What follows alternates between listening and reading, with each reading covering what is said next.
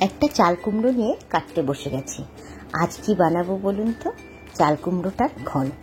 ইলিশ মাছের মাথা আর ভোগ চাল দিয়ে এই চাল কুমড়োটার ঘন্ট রেডি করব। খেতে কিন্তু দুর্দান্ত হয়।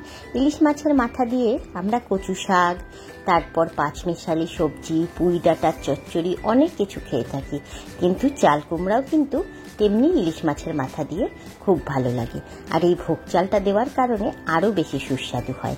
আপনারা যদি ইলিশ মাছের মাথা নাও থাকে, নিরামিষের দিনেও এই ভোগ চাল দিয়ে চাল কুমড়োর ঘন্টটা এইভাবে রেডি করতে পারেন। খুব সুন্দর লাগে খেতে।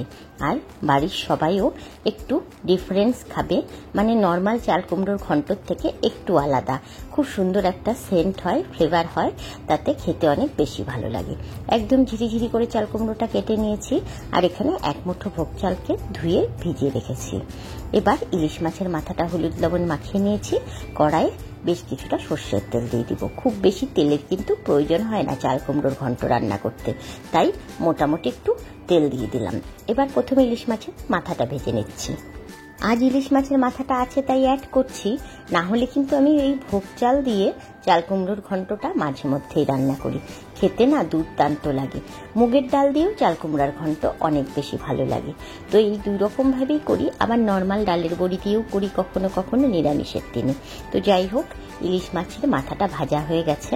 এবার এখানে শুকনো লঙ্কা, তেজপাতা আর একটু জিরে ফোড়ন দিয়ে দিলাম।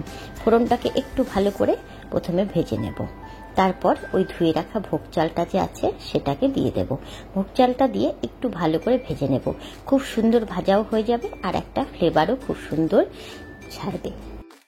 আমার ওই মুগের ডাল দিয়ে আর ডালের বড়ির থেকে এই ভোগ চালের দিয়ে চাল কুমড়োর ঘন্টটা বেশি পছন্দের। তো আপনারা কারা এইভাবে ভোগ চাল দিয়ে চাল কুমড়োর ঘন্ট রান্না করেন, কমেন্ট বক্সে আমাকে কিন্তু অবশ্যই জানাবেন।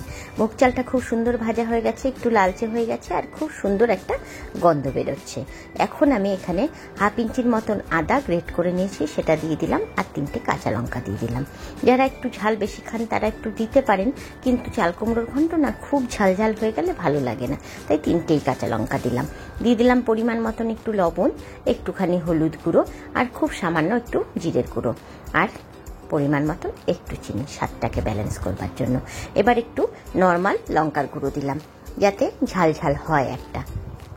এবার মশলাগুলোকে খুব সুন্দর করে প্রথমে একটু ভাজা ভাজা করে নিচ্ছি।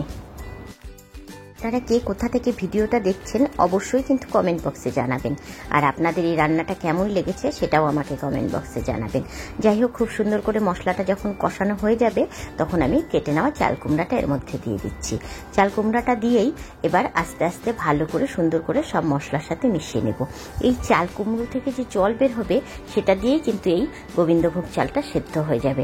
এক্সট্রা করে কিন্তু আর জল দেবার প্রয়োজন নেই, কারণ এই চাল কুমড়োর জলেই ভোগ চালটা খুব সুন্দর সেদ্ধ হয়ে যায়। খালি গ্যাসের আঁচ কমিয়ে দিয়ে একটু ঢাকা দিয়ে রাখতে হবে প্রায় মিনিট 15, তাহলেই দেখবেন খুব সুন্দর জল বেরিয়েছে আর ভোগ চালটা খুব সুন্দর সেদ্ধ হয়ে গেছে। মাঝখানে 1-2 বার ঢাকনা খুলে কিন্তু একটু নেড়ে দিতে হবে, ব্যাস এইটুকুই যা। আপনাদের এই রেসিপিটি ভালো লাগলে অবশ্যই আমার চ্যানেলে একটা লাইক করে দেবেন, আর নতুন বন্ধু হয়ে থাকলে অবশ্যই কিন্তু শেয়ার করবেন আর সাবস্ক্রাইব করবেন, আর প্রত্যেকেই সবার সাথে শেয়ার করে দেবেন, যাতে সবাই এই চাল কুমড়োটা গোবিন্দভোগ চাল দিয়ে রান্নাটা করে একবার খায়। কারণ জানি অনেকেই এই গোবিন্দভোগ চাল দিয়ে কিন্তু চাল কুমড়োর ঘন্টটা খায়নি, তাই যারা খায়নি তারা যেন একবার অবশ্যই খেয়ে দেখে কেমন লাগে। ইলিশ মাছের মাথা নাই বা থাকলো, গোবিন্দভোগ চাল দিয়েই খুব সুস্বাদু লাগে এই চাল কুমড়োর ঘন্টটা। তাই অবশ্যই একবার যারা সবাই রান্না করে খায়, তাই প্রচুর প্রচুর প্রচুর শেয়ার করবেন, আর নতুন বন্ধু হয়ে থাকলে অবশ্যই চ্যানেলটিকে সাবস্ক্রাইব করে দেবেন, আর ফেসবুক থেকে দেখলে আমার পেজটিকে ফলো করে দেবেন। দেখুন ঘেটে টেটে কি সুন্দর চাল কুমড়োটা আমার রান্না হয়ে গেছে। ভোগ চালটাও কিন্তু একদম সুসেদ্ধ হয়ে গেছে, আর চাল কুমড়োটা খুব সুন্দর কষে আসছে। এখন আমি ইলিশ মাছের মাথাটা অ্যাড করে দিচ্ছি। ইলিশ মাছের মাথা দিলে তো একটু আলাদা ফ্লেভার হয়, কিন্তু ওই যে বললাম নিরামিষের দিনেও কিন্তু খুব সুস্বাদু লাগে এই ভোগ চাল দিয়ে চাল কুমড়োর ঘন্টটা। তো যাই হোক, ইলিশ মাছের মাথাটা দিয়ে একটু ভেঙে দিচ্ছি খুন্তি দিয়ে এভাবেই, তাহলে ইলিশ মাছের পুরো ফ্লেভারটা আর কাঁটাটা খুব সুন্দরভাবে মিশে যাবে। খুব বেশি গুঁড়ো গুঁড়ো করবো না, হালকা করে হালকা হাতেই আমি এটাকে নেড়ে একটু ভেঙে দিচ্ছি। এবার আর কিছুক্ষণ নেড়ে এটাকে নামিয়ে নেব। নামানোর আগে একটুখানি দিয়ে দিতে হবে গরম মশলার গুঁড়ো। ব্যাস, তাহলেই রেডি হয়ে যাবে আমাদের চাল কুমড়োর ঘন্ট। তো বন্ধুরা, আপনারা কেমন লাগলো জানাতে কিন্তু একদমই ভুলবেন না। আর ওই যে বললাম, রেসিপিটি ভালো লাগলে অবশ্যই কিন্তু আমার চ্যানেলটিকে সাবস্ক্রাইব করে দেবেন। আপনাদের একটা সাবস্ক্রাইবে আমার অনেক উপকার হবে, যেটা আপনাদের করা খুবই সহজসাধ্য। তো আমার রেসিপিটি ভালো লাগলে অবশ্যই কিন্তু সাবস্ক্রাইব করবেন। আর ওই যে একদম নামানোর আগ মুহূর্তে ঘিটা কিন্তু অবশ্যই দেবেন, তাহলে আরও বেশি টেস্টি হবে। নিরামিষ দিনেও কিন্তু ঘি আর গরম মশলাটা অ্যাড করতে ভুলবেন না। তো আমার রান্না কমপ্লিট। এবার গরম গরম নামিয়ে নিয়ে পরিবেশন করবার পালা।